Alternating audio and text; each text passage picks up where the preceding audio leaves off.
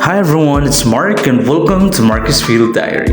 Me and Sultan will be traveling to Alabang for a 5 days PSS training, and guess what po? Sa Alabang po ako nakastay noon before po ako pumasok sa EcoWeb, and it's been 2 years, no? Almost 2 years, almost 3 years na pala before ako makabalik doon. So, I am so excited nung nalaman ko po na yung venue will be in Alabang, and yeah, parang nare-refresh po ako. Kaya ito, nakastay tayo dito. Una-ulan din po sa labas, dito po sa Alabang.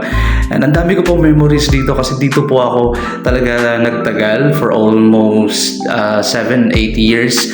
Dito po ako, and yeah, after po sa day 1 training namin, parang yeah, ito yung Davis, dito po ako nakatira. At ito yung mga kapitbahay ko po noon at saka yung mga inaanak ko. And nag-celebrate po kami, no? Kahapon po yung birthday niya, pero celebrate po namin ngayon sa inaanak ko po.